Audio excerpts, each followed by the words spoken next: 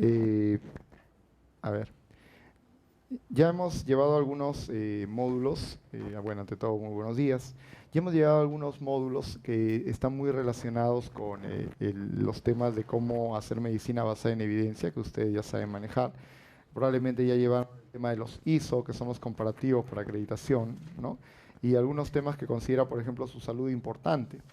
Y uno de los temas que considera su salud importante y que ha captado de la corriente mundial es el tema de la seguridad del paciente. Durante años, los últimos años, desde Edward Deming y sobre todo Donavedia en el sector salud, nos hemos preocupado por la mejora continua de la calidad, pero ha aparecido el tema de la seguridad del paciente como una necesidad a nivel mundial. Entonces, no sé, vamos a ver si tiene, sí creo que esto tiene acceso al video. Yo quisiera comenzar, antes de iniciar esta exposición, con un video, y no sé si en un momento ustedes lo han visto, es de cómo nace este tema de seguridad del paciente a raíz de esta tragedia de Josie King. ¿Alguno de ustedes ha tenido la oportunidad de escuchar lo ocurrido con Josie King?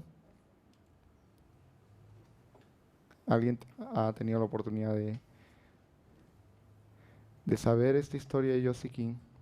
Josie King, gracias a, digamos, gracias entre comillas, porque no es un gracias real, a la situación vivida y ocurrida por la tragedia de Josie King, es que el mundo da un vuelco tremendo al tema de seguridad del paciente y comienza esta corriente con fuerza a nivel mundial. Obviamente, ¿cuántas Josie King mueren en el mundo? Deben ser muchas, pero probablemente este hito marca la historia de la medicina en lo que corresponde a la seguridad del paciente. Quien ven en la pantalla es Peter Provonos. Peter Provonos es considerado una de entre las 10 personas más influyentes en el mundo en estos momentos. Él es el autor de todo el programa de seguridad del paciente del Hospital Johns Hopkins a raíz de la muerte de Josie King. Josie King es una niña que muere por una negligencia de todo el sistema. Y a raíz de esa situación es que se inicia todo un proceso fuerte. Entonces, yo quisiera de alguna manera pasarles este video muy corto para que ustedes vean las expresiones de Sorrel King, que es la mamá de Josie King, donde se inicia esta odisea que ahora estamos trabajando fuertemente, que es el tema de la seguridad del paciente. Entonces, eh, a ver, yo quisiera, permítame un segundo.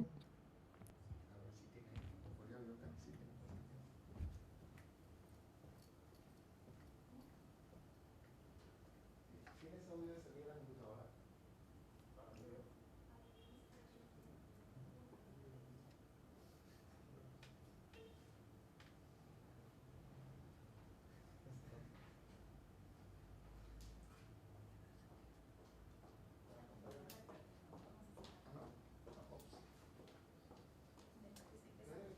Sino que la conexión de repente. La conexión tal vez. Bueno, como el video es en inglés, tal vez no es necesario. ¿No sale? Ah,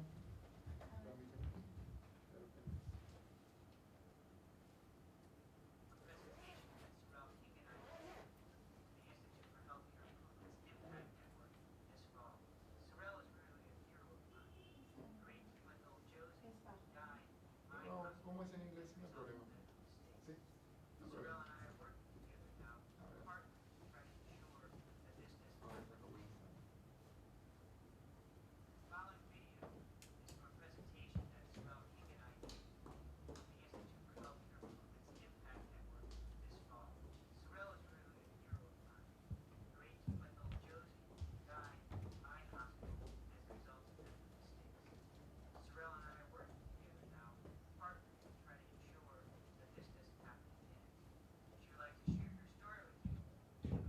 acá voy a estar.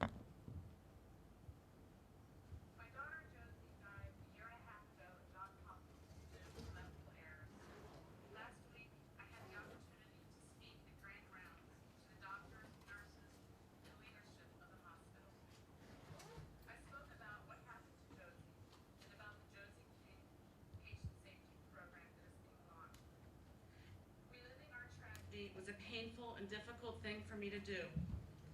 When Peter asked me 2 days later if I would be interested in going to Boston to speak at this conference. I quite honestly was not sure I had the strength to do it again so soon. After thinking about it, I realized I had to be here. Not only do I represent Josie, but I also represent all of the other children, the mothers, the fathers, the sisters, the brothers, the 98,000 people who die every year in this country from medical errors. I'm here for them, for their families, and for any future potential victims. I would like to share my story with you. I do this with the hope that what I'm about to tell you will make a difference in how you care for your patients and how strongly committed you and your hospital are to patient safety. Josie was 18 months old. She had brown eyes and light brown hair. She loved to dance and had just learned to bounce on the trampoline with her older siblings, Jack, Relly, and Eva. She had just learned to say, "I love you." In January of 2001, Josie was admitted to Johns Hopkins after suffering first and second degree burns from climbing into a hot bath. She healed well and within weeks was scheduled for release. 2 days before she was to return home, she died of severe dehydration and misused narcotics. I would like to take you through the events that resulted in this needless tragedy. Josie spent 10 days in the PICU. I was by her side every day and night. I paid attention to every minute detail of the doctors' and nurses' care, and I was quick to ask questions. I bonded with them and was in constant awe of the medical attention she received. Every time Josie moved or fussed, someone would be quick to push her pain button. I tried rubbing her head and found that often this would settle her. Much to our relief, Josie was experiencing a quick recovery. Her burns were healing beautifully. She was sent down to the intermediate care floor with expectations of being sent home in a few days. Her 3 older siblings prepared for her welcome home celebration. We were told that no one had ever been sent back up to the PICU. The following week, her central line had been taken out. I began noticing that every time she saw a drink, she would scream for it, and I thought this was strange. I was told not to let her drink. While a nurse and I gave her a bath, she sucked furiously on a washcloth. As I put her to bed, I noticed that her eyes were rolling back in her head. Although I asked the nurse to call the doctor, she reassured me that oftentimes children did this and her vitals were fine. I told her Josie had never done this, and perhaps another nurse could look at her. After yet another reassurance from another nurse that everything was fine, I was told that it was okay for me to sleep at home. I called to check in 2 times during the night and returned to the hospital at 5:30 in the morning. I took one look at Josie and demanded that a doctor come at once. She was not fine. Josie's medical team arrived and administered 2 shots of Narcan. I asked if she could have something to drink. The request was approved, and Josie gulped down nearly a liter of juice. Verbal orders were issued for there to be no narcotics given.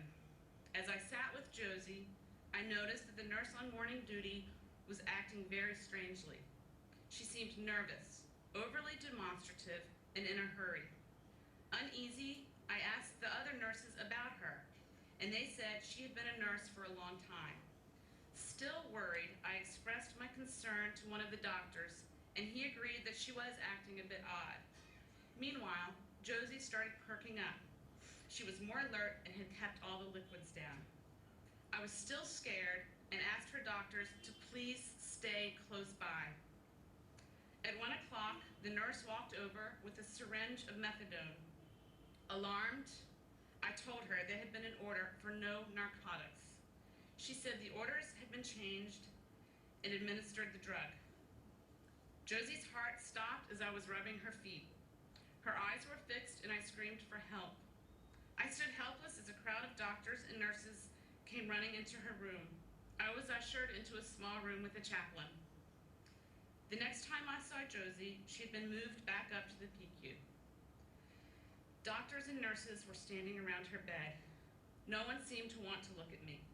She was hooked up to many machines and her leg was black and blue. I looked into their faces and said to them, "You did this to her, now you must fix her." I was told to pray. 2 days later, Jack, Relly, and Eva were brought to the hospital to kiss their beloved Josie goodbye. Josie was taken off of life support. She died in our arms on a snowy night in what's considered to be one of the best hospitals in the world. Our lives were shattered and changed forever. Josie died from severe dehydration and misused narcotics.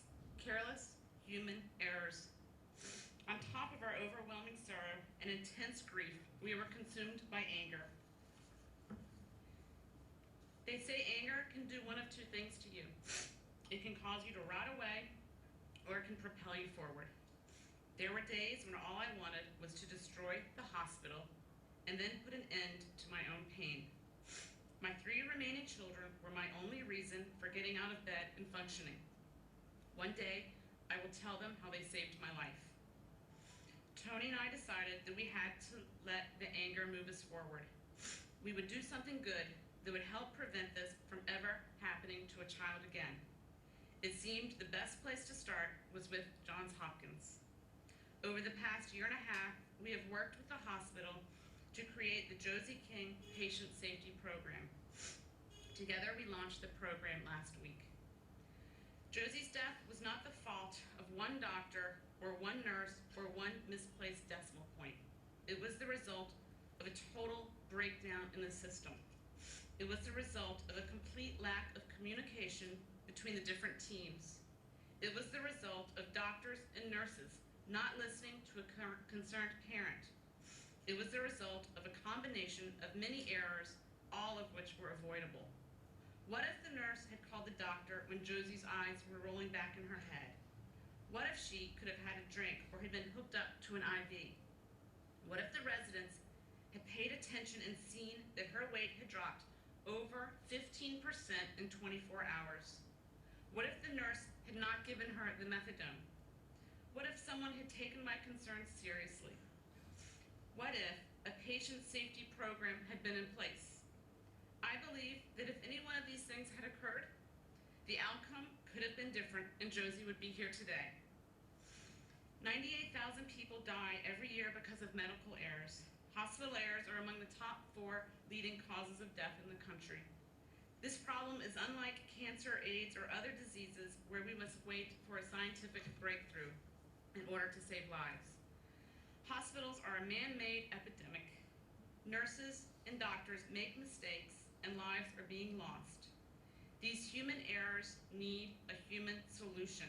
You are the only ones that can solve this problem, not lawyers, not insurance companies, and not people like me. Much has to be done to accomplish this.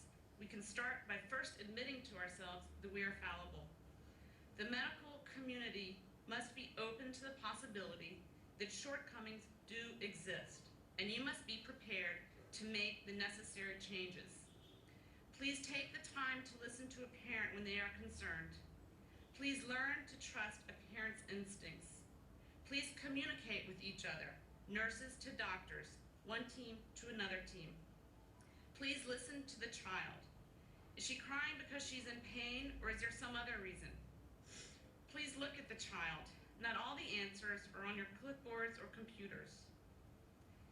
Thank you for listening to me today. For the past year and a half, I have known I would one day find the strength to share this story with those who can make a difference. My precious memories and everlasting love for Josie give me this strength, and I will not rest until we make something good come from her senseless death. I will not rest until hospitals become safer places. I'm not asking for your pity. I'm asking for your help. I do not know the answers. I only know that there is a problem that must be solved. Some of the best and brightest doctors and nurses in the country are in this room, and I know that together, if we are all committed and work hard, we can control hospital errors and we can save the lives of other potential victims, other helpless children. Thank you.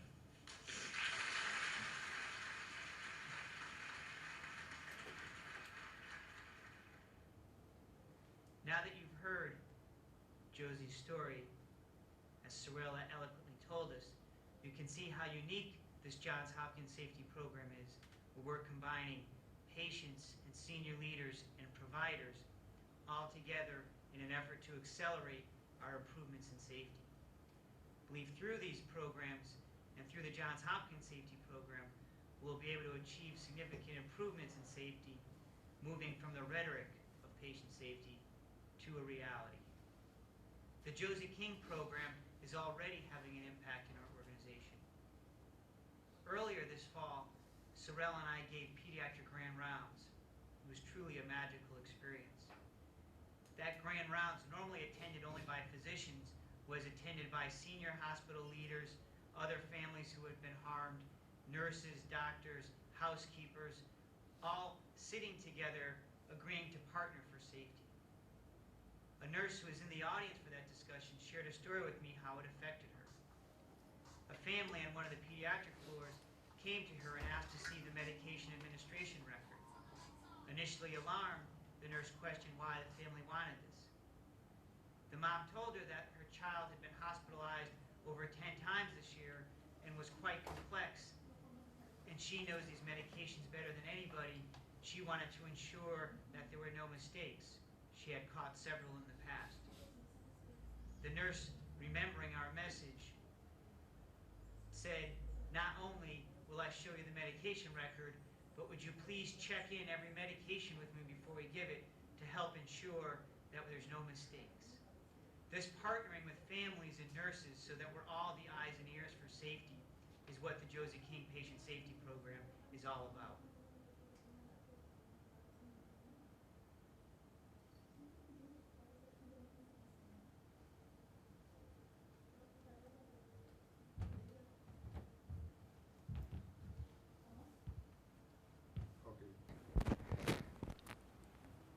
A trabajar el tema de 2, 3, 1, 1, 1, 1, no sé, ¿se escucha? ¿O lo retiramos? 1, sí.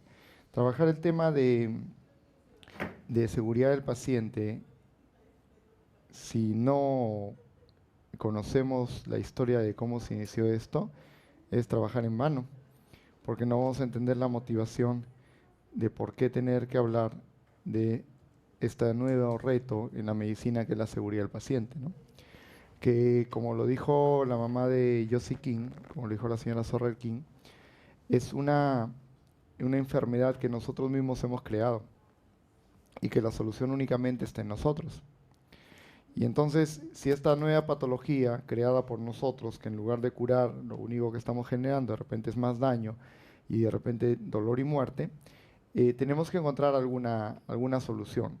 Y desde el año 2002 a la fecha, ya son 14 años desde el evento ocurrido, todos en el mundo comenzaron a hacer corrientes, desde Próbonos y otros como Lucian Leape y otros entendidos en la materia, para ver qué estaba pasando. Ya en el año 1996, la British Medical Journal publicaba una investigación mundial donde decía desde cuándo se deshumanizó el médico, ¿no? Y bueno, nadie podía creer eso, ¿no? Y ahora estamos en el siglo XXI y se habla de la humanización, ¿no? O sea, son bastantes, que es otra corriente también distinta, paralela a seguridad del paciente. Y entonces el día de hoy vamos a trabajar todo lo relacionado a la gestión del riesgo sanitario y algunas herramientas también relacionadas a la mejora continua de calidad que tienen que ver con el riesgo sanitario. Esto es lo que mayormente pide su salud. Su salud dice, yo voy a ir a ver un establecimiento y voy a evaluarlo para ver si han realizado acciones de mejora continua de la calidad, para ver si han aplicado el protocolo de York, para ver si han aplicado el diagrama de queso suizo de Rison. Y entonces la gente dice, ¿qué es eso, no? Entonces, a su salud no le interesa que el establecimiento esté funcionando bien. Lo que debe evaluar la superintendencia es si el proceso ya se está llevando a cabo para la mejora. Entonces, muchas veces muchos establecimientos públicos y privados se van a salvar no porque esté mejor su situación, sino porque le están mostrando evidencias de que están evaluando la situación y están tomando medidas con respecto a ello. Porque realmente, como vamos a ver más adelante, somos totalmente falibles y errar es humano. Entonces, creo que con esto se puede avanzar.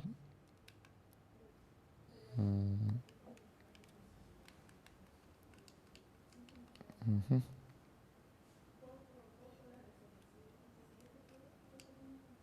Mm,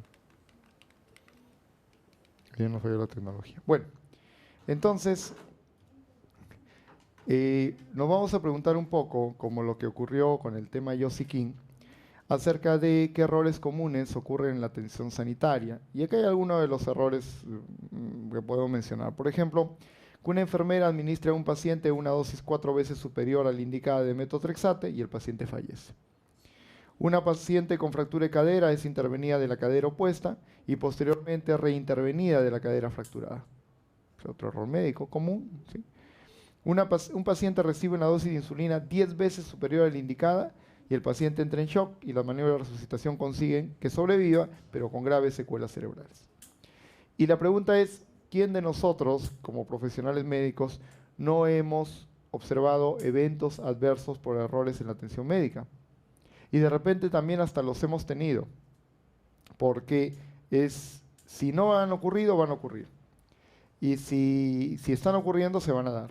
Un principio fundamental de la auditoría médica es que es educación médica continua.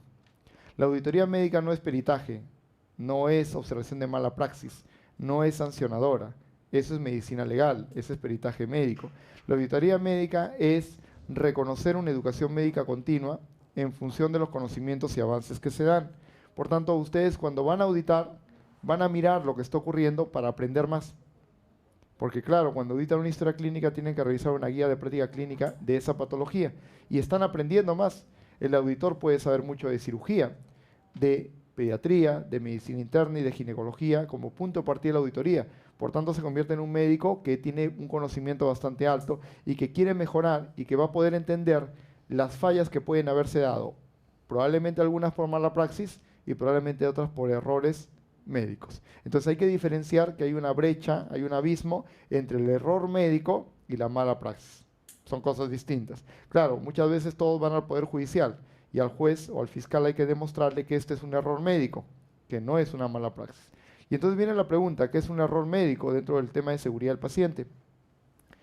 Una de las teorías más interesantes que ya habían aparecido en el año 75, antes de esta situación que nos plantea Próbonos, ha sido el tema del principio de falibilidad necesaria.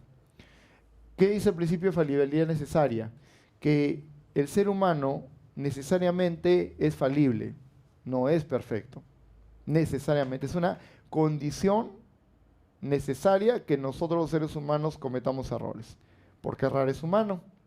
Y entonces muchas veces nosotros cometemos estos errores porque nos movemos entre dos espacios, entre la ignorancia o la ineptitud. No sé si alguno de ustedes me puede decir cuál es la diferencia entre la ignorancia y la ineptitud. Muchas veces lo usamos indistintamente, ¿no? Al inepto le decimos ignorante, no es así. Hay una diferencia clara entre la ignorancia y la ineptitud. Yo creo que ignorancia es una falta de conocimiento. ¿Correcto? Y ineptitud es que no aplica, teniendo los conocimientos, no los aplica adecuadamente. Así es. Y miren, eso hay que tenerlo bastante claro. En el año, por decir, 1830, ustedes son médicos, yo soy médico, y de repente yo dictaba una conferencia en el año 1830, y durante la conferencia presiono mi pecho, siento que me falta el aire, y caigo. ¿Sí? Algunos médicos se levantan, me toca el pulso y ya no hay pulso. ¿Sí? ¿Qué creen que pase en 1830? Médicos de 1830, en la época de 1830, ¿qué harían los médicos aparte de tomar el pulso?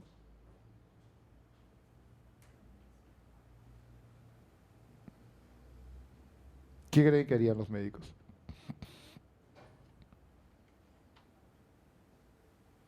¿Lo reaniman? ¿Por qué no lo reanimarían?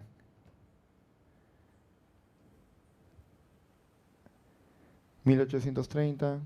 me cojo el pecho, me caigo, me desmayo, ya no respiro, no tengo pulso. ¿Qué harán los médicos? Sí, todavía la reanimación apareció años después, en los 1900. Certifica la muerte, ¿no? Y digo, oye, acaba de fallecer y de repente, como estoy en la época religiosa, ¿no? Lo bendigo y digo, murió. ¿Y es correcto o no es correcto? Y para 1830. Es correcto. Para esa época es correcto, ¿cierto? ¿Será ignorancia o ineptitud?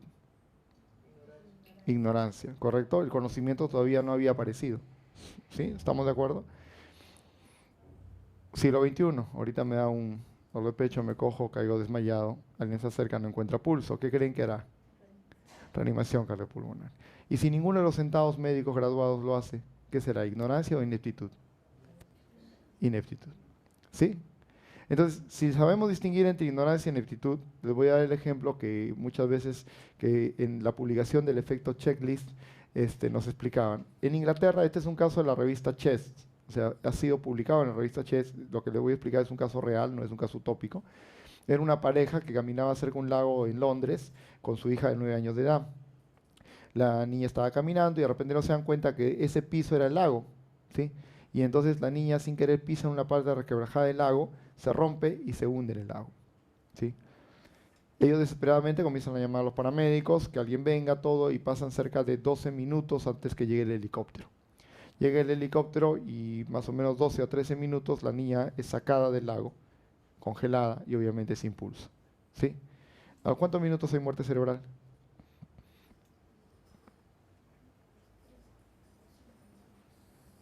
Promedio máximo de 8 minutos, ¿no es cierto? 8 o 9 minutos, muy bien. Hayan pasado 12 minutos. La suben al helicóptero y de emergencia la llevan al helipuerto de uno de los hospitales más cercanos, ¿sí? Diríamos nosotros, porque está muerta, ¿sí? O sea, está congelada, no hay pulso, ya pasaron 13 minutos, ¿sí? Lo correcto. Muy bien, ni bien ingresan a la sala de shock trauma, le abren las dos femorales y le colocan 2 catéteres. Le inyectan a diálisis y comienzan a movilizar la sangre hasta que el corazón comienza a latir, ¿sí? Esto es inmediato, es veloz, ¿sí?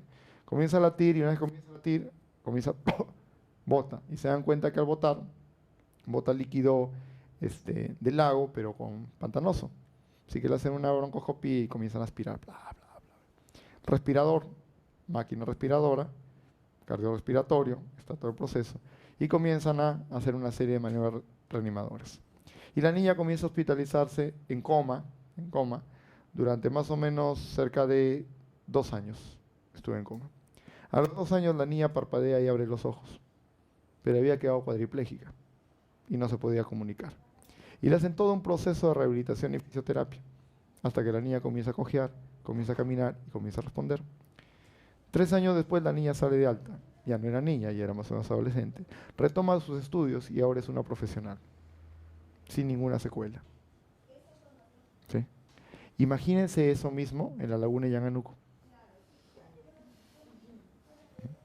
Han pasado 13 minutos y ni siquiera llega un helicóptero, llega una ambulancia. ¿Qué creen que haga? Por último, el policía que estaba por ahí. ¿Qué creen que ocurra? ¿Le van a hacer todo lo que pasó en Inglaterra? No, la van a declarar muerta, ¿sí? Pero hay un grave riesgo ahí. Si de repente quienes estuvieron en la laguna de Yanganuco fue una familia inglesa que tuvo la oportunidad de ver el caso en la revista Chest, que tuvo la oportunidad de saber lo que pasaba, ¿qué creen que haga esa familia inglesa? Demanda al Estado peruano, porque el conocimiento existe, sino que son ineptos. ¿Sí me dejo entender? Entonces, en el siglo XXI, ¿ustedes creen que todavía exista la ignorancia? Ineptitud. Así es. El siglo XXI es un siglo ya de ineptitud.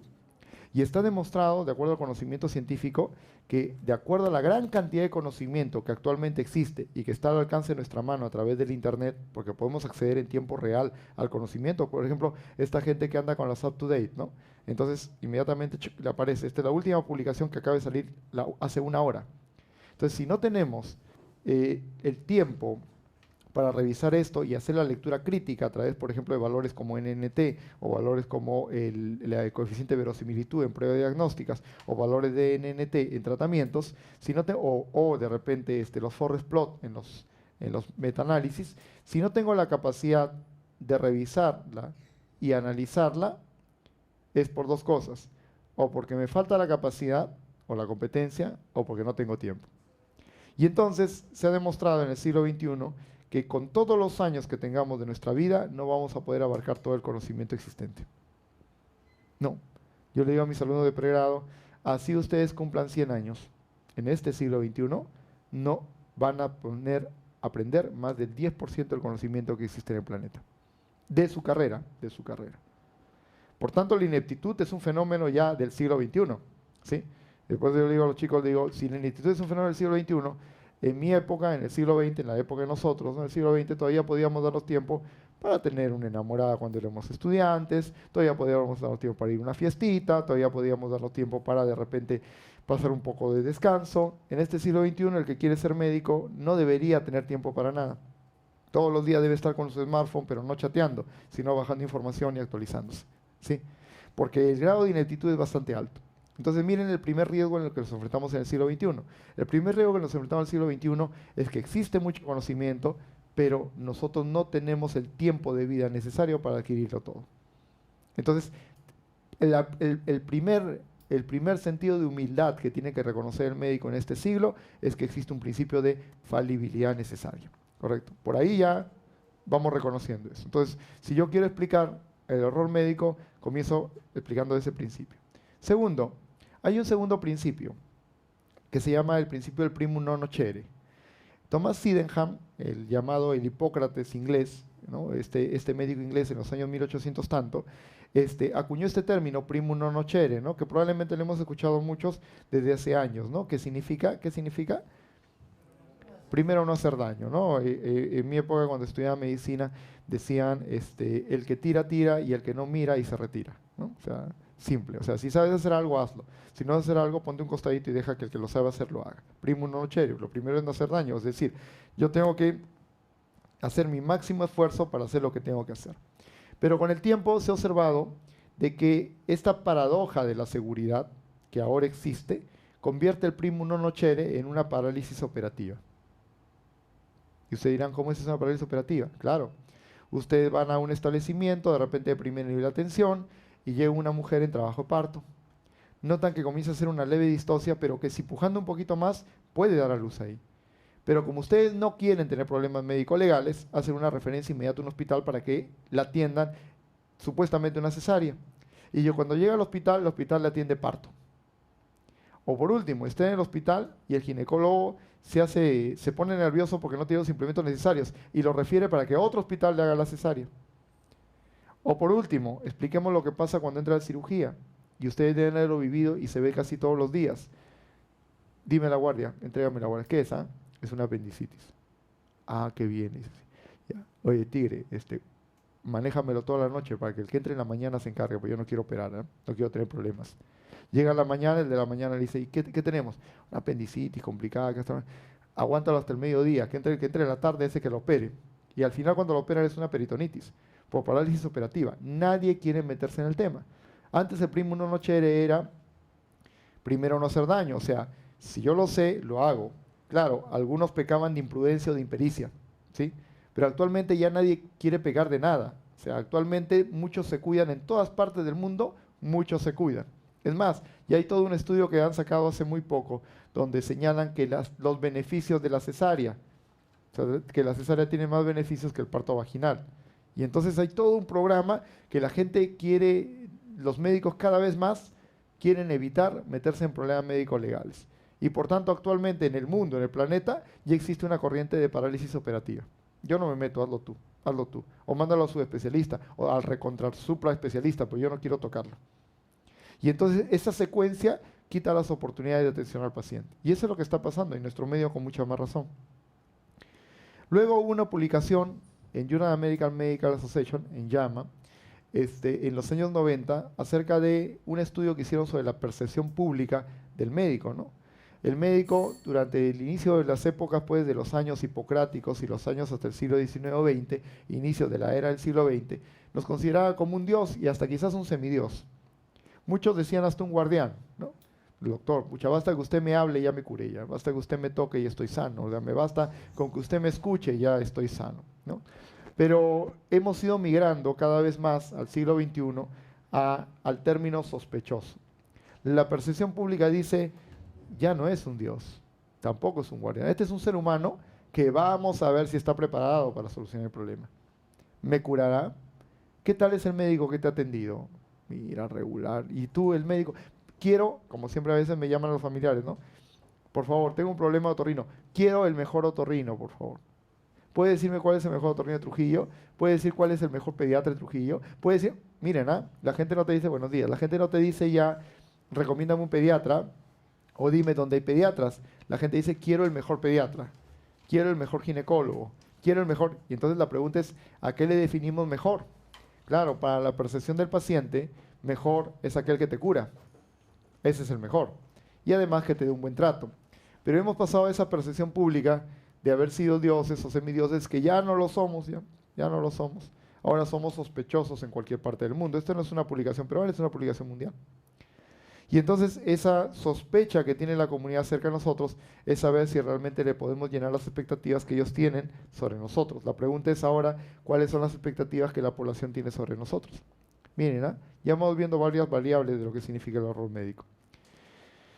Luego analizamos, por tanto, de que existe lo que se denomina una aporía, o sea, un punto muerto acerca de lo que significa el acto médico. O sea, hay un punto en que ya no podemos avanzar.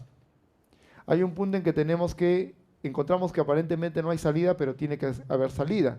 Y ese punto nos remonta al aforismo socrático que decía, solo sé que nada sé.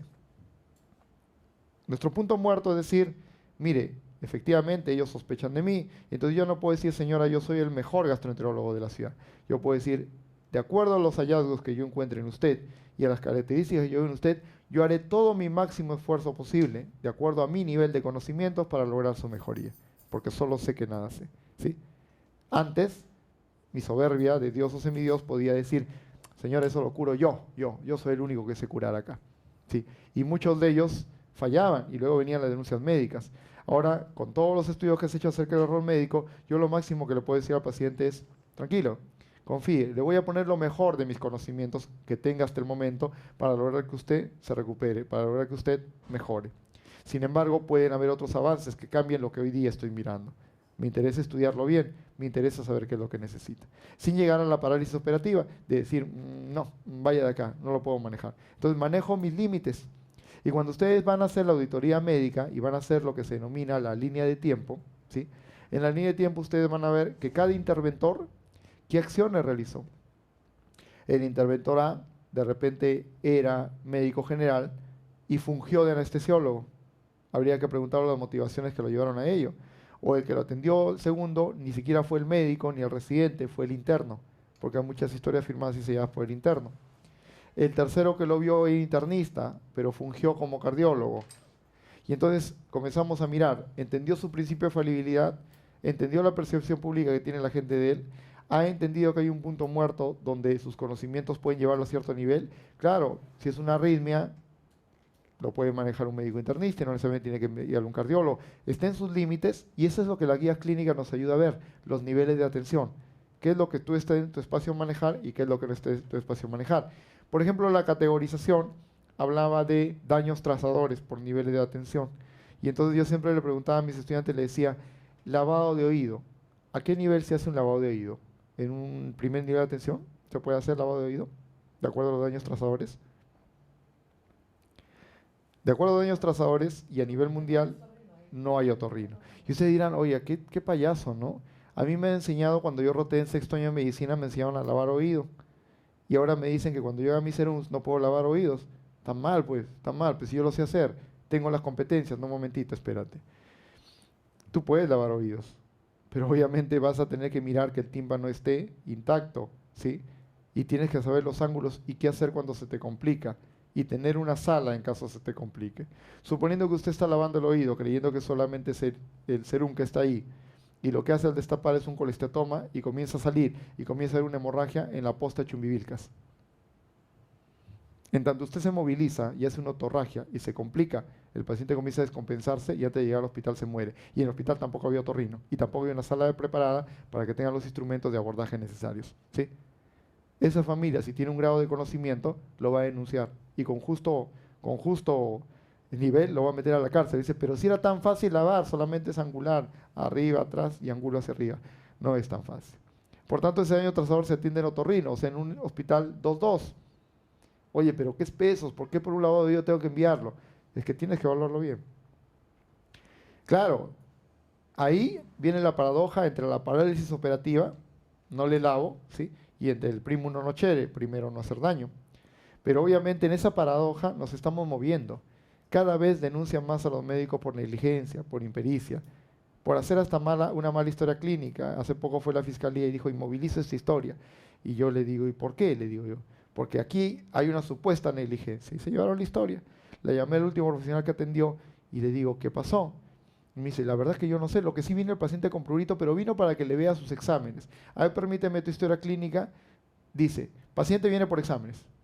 Diagnóstico, normal, chao. Digo, ¿y en qué parte ha señalado lo que dicen los resultados de los exámenes, los hallazgos del paciente? Sí, me dijo y me comenzó a contar un montón de cosas del paciente. Y yo le digo, pero acá hay solamente 2 líneas. Paciente viene por resultados, diagnóstico normal. ¿Qué crees que va a entender el fiscal? Le digo, ¿que has hecho todo lo que tú dices que has hecho? No lo va a entender. Y está inmovilizado. Y entonces viene el gran problema de que tenemos que asumir esta humildad del solo sé que nada sé. Y este señor marca un hito en la historia, en su publicación de los años 90 en Llama, marca un hito en la historia del entendimiento de lo que se denominó a través de Lucian Leeb la fisiopatología del error médico. La fisiopatología del error médico. Y este es un tema muy interesante que nos da un ejemplo de cómo, miren, todo esto está ocurriendo antes de que en el año 2000 tenga que morir Josie King. ¿Sí? Todo esto está ocurriendo antes de la muerte. O sea, ya había una corriente en el mundo que fue desenterrada a raíz de la muerte de Josie King. Pero ya había la corriente del mundo, sino que no le daban importancia, pero ya existía la corriente del mundo. Y entonces, ¿qué hace Lucian Leeb? Lucian Leeb no es, porque todavía sigue vivo, es un cirujano pediatra, especialista en quemaduras esofágicas en niños.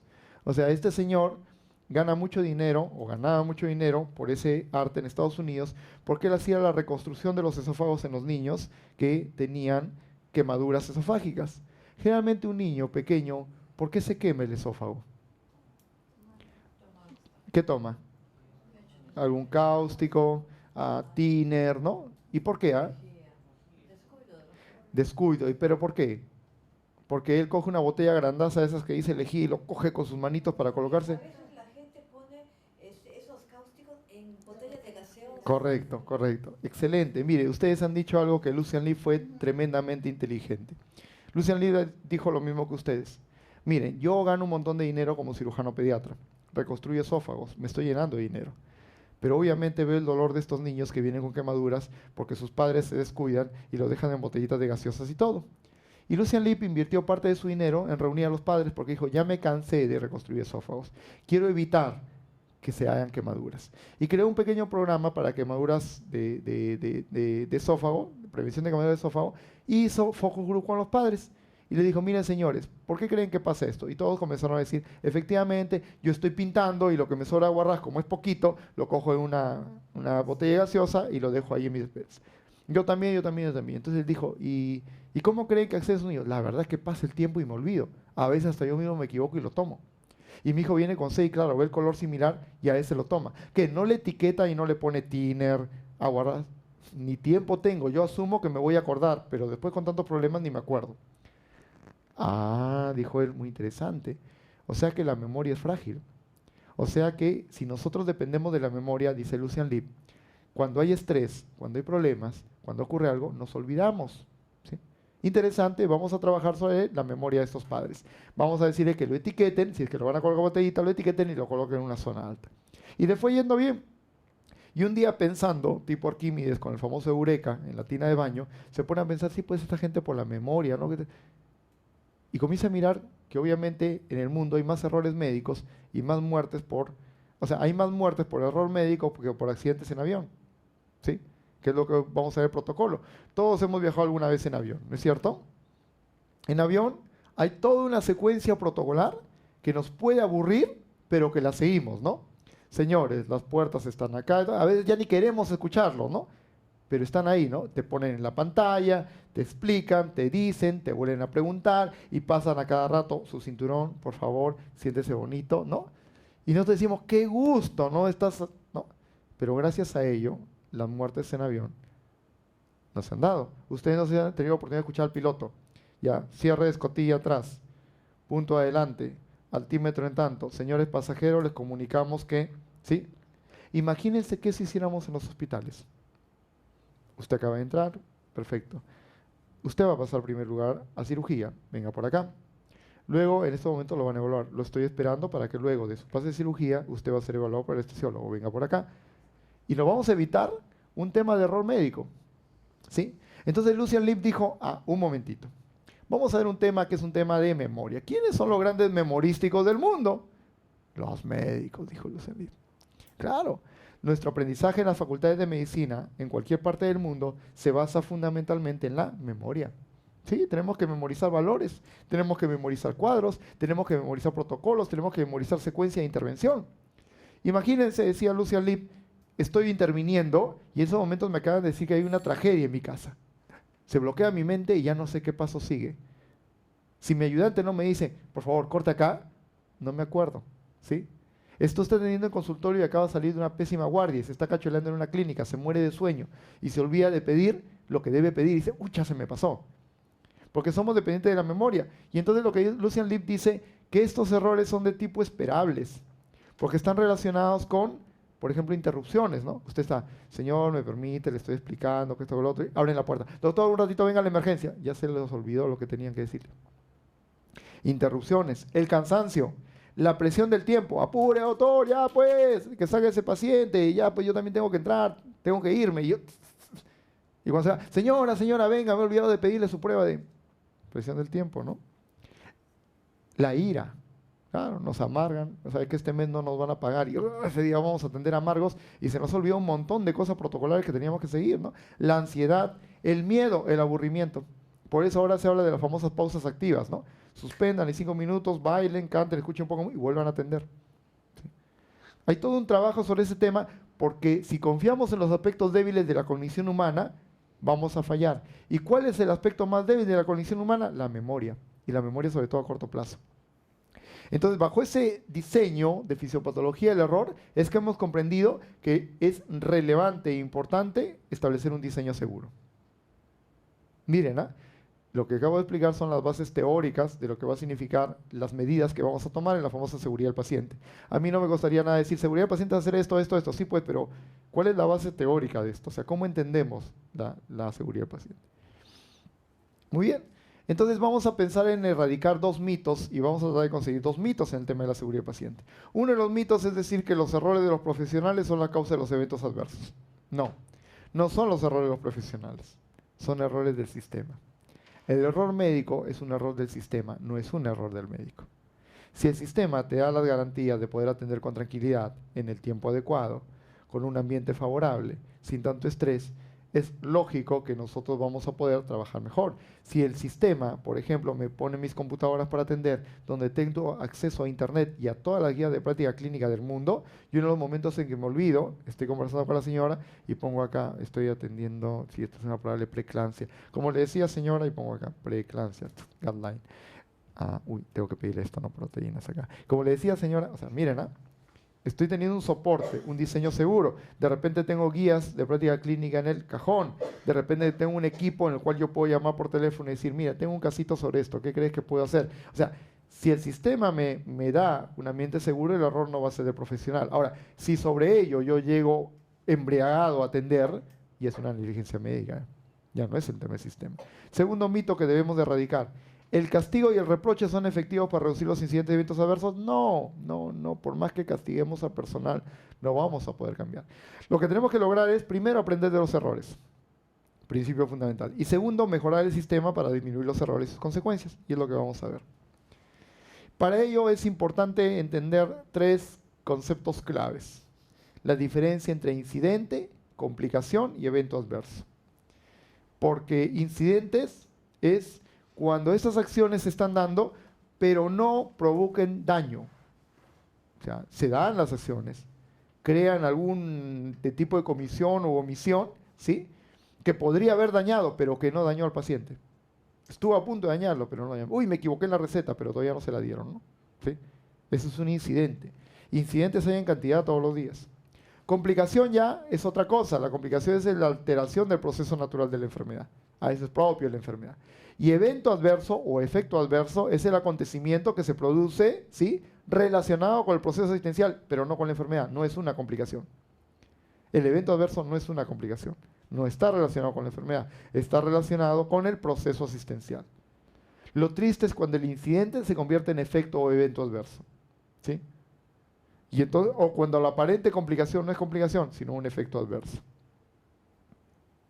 Y aquí está, miren, si el sistema falla, como ustedes pueden ver en la parte de abajo, falla, pueden haber cuasi-incidentes que están relacionados con ¿qué? Con las características del paciente. Claro.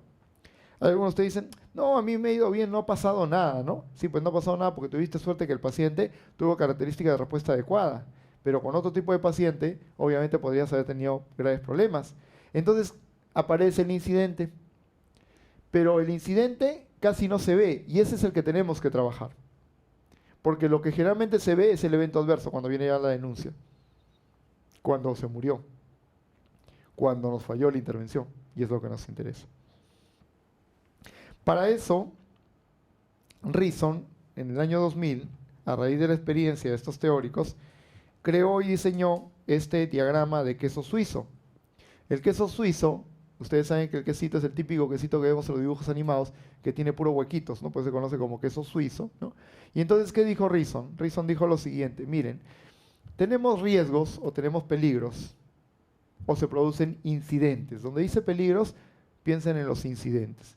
Incidentes que se dan en secuencia y que si no hay defensas del sistema y justamente todos llegan a coincidir, se provoca un daño o evento adverso porque los fallos del sistema se alinearon a través del mismo huequito.